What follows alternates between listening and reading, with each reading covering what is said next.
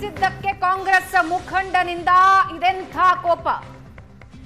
ಶಿಡ್ಲಘಟ್ಟದಲ್ಲಿ ಅನುಮತಿ ಇಲ್ಲದೆ ಬ್ಯಾನರ್ ಹಾಕಿದ್ದಲ್ಲದೆ ಧಮಕಿ. ಕಾಂಗ್ರೆಸ್ ಮುಖಂಡ ರಾಜೀವ್ ಗೌಡನಿಂದ ಅಧಿಕಾರಿಗೆ ಬೆದರಿಕೆ. ಶಿಡ್ಲಘಟ್ಟದ ಪೌರಾಯುಕ್ತೆಗೆ ಜೀವ ಬೆದರಿಕೆ ಮಾತ್ರ ಅಲ್ಲ, ಅವಾಚ್ಯ ಶಬ್ದ ಬಳಸಿ ನಿಂದನೆ. ಬೆಂಕಿ ಹಚ್ಚಿಬಿಡ್ತೀನಿ, ಚಪ್ಪಲೀಲಿ ಹೊಡೆಸ್ತೀನಿ ಅಂತ ಬೆದರಿಕೆ. ನಗರಸಭೆ ಅಧಿಕಾರಿ ಅಮೃತ ಗೌಡ ಮೇಲೆ ಕೈ ಮುಖಂಡನ ದರ್ಪ.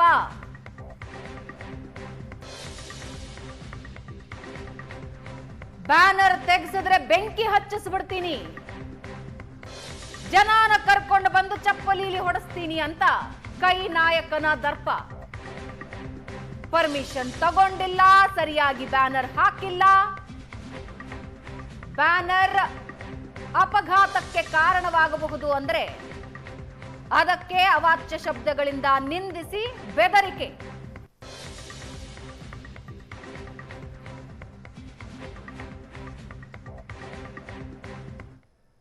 ಮೇಡಮ್, ಅದು ಬ್ಯಾನರ್ ಬಿಚ್ಚಕ್ಕೆ ಹೇಳಿದ್ರ?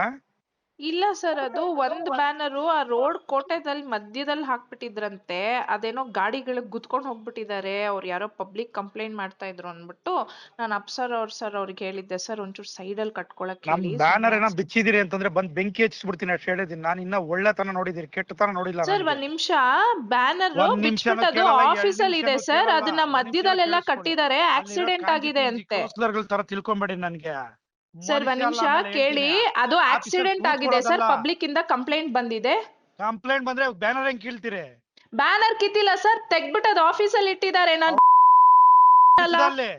ಯಾವನ್ ಬಿಚ್ಚಿದ ಕಟ್ಸಿದ್ರೆ ಸರಿ, ಇಲ್ಲ ಅಂದ್ರೆ ನೋಡ್ತೀನಿ ನಾನು ಏನು ಅಂತ. ಆಮೇಲೆ ತಂದೀಗ ಹಂಗೆಲ್ಲ ಮಾತಾಡ್ಬೇಡಿ, ಅದ್ ನಮ್ ಎಂಪ್ಲಾಯೀಸ್ ಗಳು ಬಿಚ್ಚಿರೋದು, ಅಲ್ಲಿ ಆಕ್ಸಿಡೆಂಟ್ ಆಗಿದೆ, ಅದಕ್ಕೆ ತೆಗ್ದಿಟ್ಟಿದ್ದಾರೆ ಸರ್ ಆಫೀಸ್ ಅಲ್ಲಿ. ಅದನ್ನ ತಿಳ್ಕೊಂಡ್ರೆ ಮನುಷ್ಯ ಅಲ್ಲ, ನಾನು ಹೇಳಿರ್ತೀನಿ. ಈಗ ಎಲ್ಲ ಕರ್ಕೊಂಬ ನಾಳೆ ಬಿಟ್ಟು ಓಡ್ಬಿಡ್ಬೇಕು ತಾಲೂಕಾ ಕೆಲಸ ಕೊಡ್ತೀನಿ. ಫಸ್ಟ್ ಪರ್ಮಿಷನ್ ಅಪ್ಲೈ ಕೇಳಿ, ಏನು ಮಾಡಿಲ್ಲ. ಬ್ಯಾನರ್ ಕಟ್ಬಿಟ್ಟು ಹೋಗಿದ್ದಾರೆ, ಅದ್ ಅಟ್ಲೀಸ್ಟ್ ಸೈಂಟಿಫಿಕ್ ಆಗು ಕಟ್ಟಿಲ್ಲ ಸರ್, ಮಧ್ಯ ರೋಡ್ ಅಲ್ಲಿ ಕಟ್ಟಿದ್ದಾರೆ. ಆಕ್ಸಿಡೆಂಟ್ ಆದ್ರೆ ನಾವ್ ರೆಸ್ಪಾನ್ಸಿಬಲ್ ಆಗಿರ್ತೀವಿ ಅದಕ್ಕೆ. ಲಾಸ್ಟ್ ಟೈಮ್ ಹಂಗೆ ಅಲ್ಲಿ ಕಟ್ಟಿದ್ ಬ್ಯಾನರ್ ಬಿಚ್ಚ ಬ್ಯಾನರ್ ಕಟ್ಸಿದೀನಿ ನಿನ್ನು. ಈಗ ಹೇಳ್ತಾ ಇದೀನಿ, ಒಳ್ಳೆ ತರವಾಗಿದ್ರೆ ಸರಿ, ಏನಿಲ್ಲ ಡಿಫರೆನ್ಸ್ ಮಾಡ್ರೆ ಒಂದ್ ಸೆಕೆಂಡ್ ಕೆಲಸ ಮಾಡಕ್ಕಾಗಲ್ಲ. ನೋಡಿ ಸರ್, ನೀವು ಕರೆಕ್ಟ್ ಆಗಿ ಮಾತಾಡಿ ಸರ್. ಇಲ್ಲಿ ಎಂಪ್ಲಾಯೀಸ್ ಗಳ ಮೇಲೆ ಹಂಗ ಅಂತೆಲ್ಲ ಬೈಬೇಡಿ. Everybody has a responsibility. ನೀವು ಅಲ್ಲಿ ಅವ್ರಿಗೆ ಫಸ್ಟ್ ಆಫ್ ಆಲ್ ಅವ್ರ ಪರ್ಮಿಷನ್ ಕೊಟ್ಟೆ, ಅದು ತಗೊಂಡೇ ಇಲ್ಲ ಅವರು. ಕಟ್ಟಿದಾರಲ್ಲ, ಪರ್ಮಿಷನ್ ಕೊಟ್ಟಿದಾರಲ್ಲ. ಯಾರು ಕೊಟ್ಟಿದ್ದಾರೆ ಸರ್? ಅಪ್ಲಿಕೇಶನ್ ಲೆಟರ್ ಕೊಟ್ಟಿಲ್ಲ, ಮಧ್ಯದಲ್ಲಿ ಕಟ್ಟಿದ್ದಾರೆ. ಆಕ್ಸಿಡೆಂಟ್ ಆಗಿದೆ, ವಿ ಆರ್ ರೆಸ್ಪಾನ್ಸಿಬಲ್. ಏನಾದ್ರು ಆಯ್ತು ಅಂದ್ರೆ ನಮ್ಮವ್ರು ಜೈಲ್ಗೆ ಹೋಗ್ತಾರೆ ಸ್ಟಾಫ್ಸ್ ಗಳು. ಇರೋದ್ ರೆಸ್ಪಾನ್ಸಿಬಿಲಿಟಿ ತಗೊಳ್ಳಿ. ಅಲ್ಲಿ ಬೆಳಿಗ್ಗೆ ಬಂದ್ ಎಲ್ಲಾ ಕೌನ್ಸಿಲ್ ಎಬ್ಬರ್ಸ್ತೀನಿ ಜನನಲ್ಲಿ ಬಂದು ಹೊಡಿತಾ ಇದ್ರೆ ಚಪ್ಪಲಿ ಹೊಡಿಸ್ಕೊಬೇಕು ಸರ್. ಯಾಕೆ ಮಾಡ್ತಾರೆ? ಅಟ್ಲೀಸ್ಟ್ ಕಟ್ಬೇಕಾದ್ರೆ ಕೇಳ್ಬೇಕಲ್ವಾ? ಸರ್ಕಲ್ ಮಿಡಲ್ ಅಲ್ಲಿ ಕಟ್ಟಿದ್ರೆ ಯಾರು ರೆಸ್ಪಾನ್ಸಿಬಿಲಿಟಿ ತಗೋತಾರೆ? ಅದನ್ನ ಇದೆಯಾ ನಿಮ್ಗೆ? ಎಲ್ಲ 31 ವಾರ್ಡ್ ಏನೇನು ಸಮಸ್ಯೆಗಳಿದೆ, ಬೆಳಗ್ಗೆ ಎಲ್ಲಾ ವಾರ್ಡಿಂದ ಎಬ್ಬರ್ಸ್ತೀನಿ ದಂಗೆನ. ಬಂದು ಹೊಡಿತಾ ಇದ್ರೆ ಚಪ್ಪಲಿ ಹೆಂಗಿರುತ್ತೆ ಅಂತ ತೋರಿಸ್ತೀನಿ ಏನು ಅಂತ ಮನುಷ್ಯ. ಆಮೇಲೆ ಅಫ್ಸರ್ ಅವ್ರಿಗೆ ಹೇಳಿಲ್ವಾ ಸರ್ ಅದನ್ನ? ನಾನು ರೆಸ್ಪಾನ್ಸಿಬಲ್ ಅಲ್ವಾ ನೀವು? Commissioner, responsible commissioner.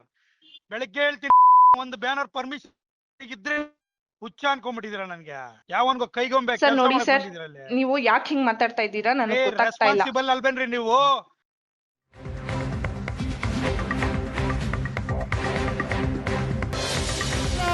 ನಂತರ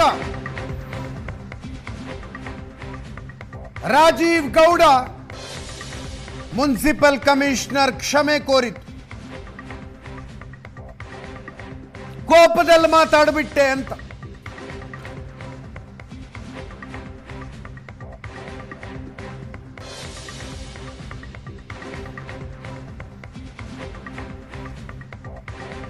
ಕೋಪದಲ್ಲಿ ಮಾತಾಡ್ಬಿಟ್ಟೆ, ನನ್ನಿಂದ ತಪ್ಪಾಗಿದೆ ಅಂತ ಕ್ಷಮೆ ಯಾಚನೆ.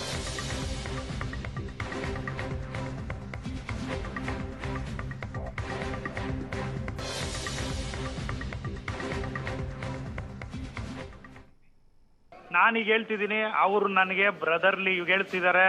ಬ್ರದರ್ಲಿ ಅವ್ರು ನನ್ನನ್ನ ಅಕ್ಸೆಪ್ಟ್ ಮಾಡಿದ್ದಾರೆ. ಖಂಡಿತ ನಾವು ಯಾವತ್ತು ಹಂಗೆ ಇದೀವಿ. ಅವ್ರು ನನ್ಗೆ ಅಕ್ಕನೋ ತಂಗಿ ತರನೇ. ಕಾರಣ ನನಗೆ ಉದ್ದೇಶಪೂರ್ವಕವಾಗಿ ಅಂದಿಲ್ಲ, ಆದ್ರೂ ಹೇಳ್ತಿದ್ದೀನಿ, ನನ್ನಿಂದ ಏನಾದ್ರು ತಪ್ಪಾಗಿದೆ ಅಂತಂದ್ರೆ ಖಂಡಿತವಾಗ್ಲೂ ನಾನು ಅವ್ರ ತಪ್ಪಾಗಿದೆ ಅಂತಂದ್ರೆ ಅಲ್ಲ, ನನ್ನಿಂದ ತಪ್ಪಾಗಿದೆ, ಕ್ಷಮಿಸಿ ಅಮೃತ ಗೌಡ ಅವರೇ, ಇದು ಹೇಳಿದ್ರೆ ಕರೆಕ್ಟ್. ನನ್ನಿಂದ ತಪ್ಪಾಗಿದ್ದರೆ ಕ್ಷಮಿಸಿ, ನನ್ನಿಂದ ತಪ್ಪಾಗಿದ್ದರೆ ವಿಷಾದ ವ್ಯಕ್ತಪಡಿಸಿ, ಇದೆಲ್ಲ ನಡೆಯಲ್ಲ. ನನ್ನಿಂದ ತಪ್ಪಾಗಿದೆ, ಕ್ಷಮಿಸಿ, ಹೇಳಿ ಅದನ್ನ. ಮೇಡಮ್ ಅಮೃತಾ ಗೌಡ ಅವರೇ, ನಾನು ಮೇಡಮ್ ಹೇಳ್ತಿದ್ದೀನಿ, ಸಿಸ್ಟರ್, ನಮ್ಮ ತಂಗಿ ಇರ್ಬೋದು, ಅಕ್ಕ ಇರ್ಬೋದು, ದಯವಿಟ್ಟು ನನ್ನ ಕಡೆಯಿಂದ ಅದು ಬೇಕು ಅಂತ ಉದ್ದೇಶಪೂರ್ವಕ ಮಾತಾಡೋದೆಲ್ಲ ಆದ್ರೂ ಕೂಡ ತಪ್ಪಾಗಿದೆ, ಕ್ಷಮಿಸಿ ಮೇಡಮ್ ಅಂತಾನೆ ಕೇಳ್ತೀವಿ. ಮುಗಿತಲ್ಲ, ಕ್ಷಮೆ ಕೋರಿದ ಮೇಲೆ ಇನ್ನೇನಿದೆ? ಇದಕ್ಕೆ ಕೇಸ್ ಆಗಬೇಕಾಗಿಲ್ಲ, ಕ್ರಮ ಆಗಬೇಕಾಗಿಲ್ಲ.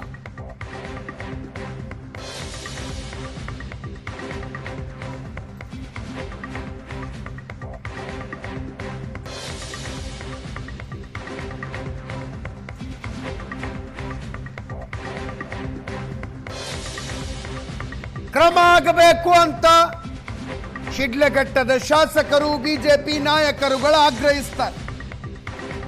ಅಧಿಕಾರಿ ಕಂಪ್ಲೇಂಟ್ ಕೊಟ್ರೆ ಕ್ರಮ ಆಗತ್ತೆ,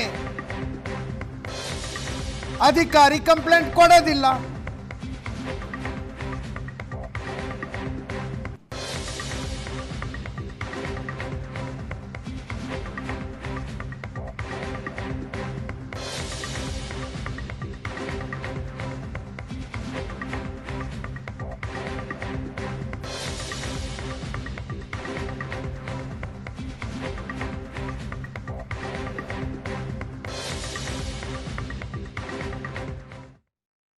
ಇವತ್ತು ರಾಜೀವ್ ಗೌಡರು ಈ ಕ್ಷೇತ್ರದ ಒಬ್ಬ ಜನಪ್ರತಿನಿಧಿ ಆಗಬೇಕಂತ ಬಂದಿರೋಂಥ ರಾಜಕಾರಣಿ ಗೂಂಡಾ ರೀತಿ ಇವತ್ತು ಅವರು ಒತ್ತನೆಯನ್ನು ಮಾಡ್ತಾ ಇದ್ದಾರೆ. ಇವತ್ತು ರಾಜ್ಯದ ಅಧ್ಯಕ್ಷರು ಮತ್ತು ಕೇಂದ್ರ ಸಚಿವರಾದಂಥ ಕುಮಾರಣ್ಣವರು ಸಹ ಇದಕ್ಕೆ ಸಂಬಂಧಪಟ್ಟಂತೆ ಕ್ರಮ ಜರುಗಿಸ್ಬೇಕಂತ ಈಗಾಗಲೇ ಅವರು ನಮ್ಮ ಮುಖ್ಯ ಕಾರ್ಯದರ್ಶಿ ಅವರ ಹತ್ರ ಮಾತಾಡಿದ್ದಾರೆ.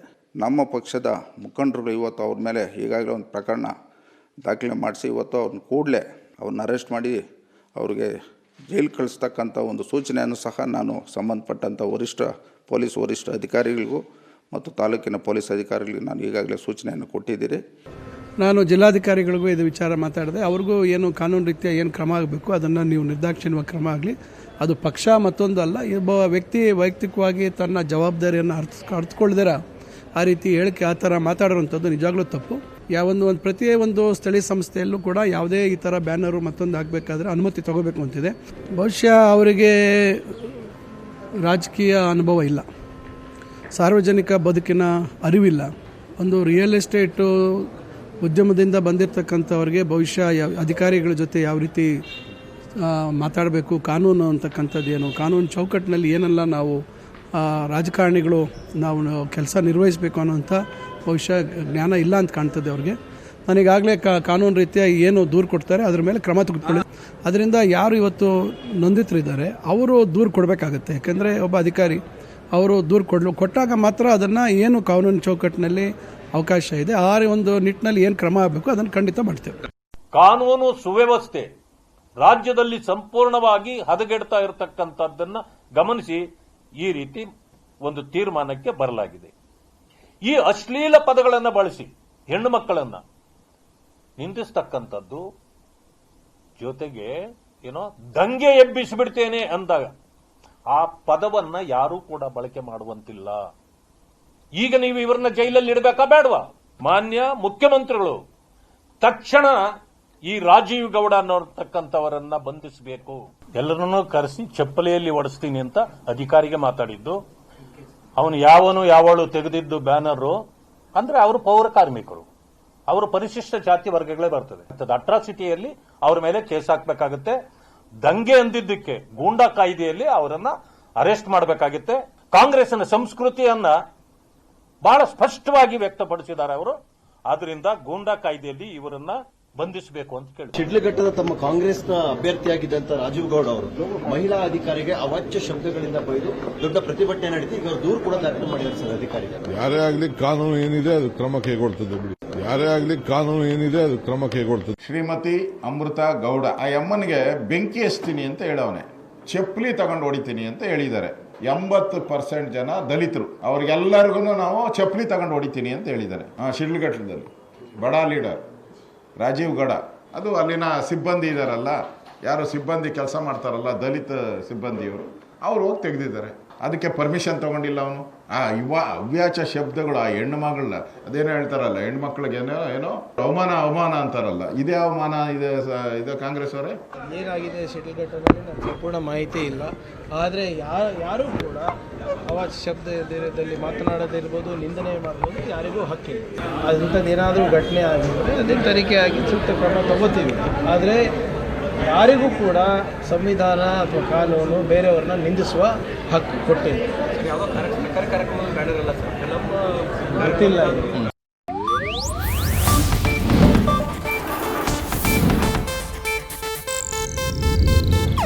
ಇದು ಏಷ್ಯಾನೆಟ್ ನ್ಯೂಸ್ ನೆಟ್ವರ್ಕ್ ಪ್ರಸ್ತುತಿ.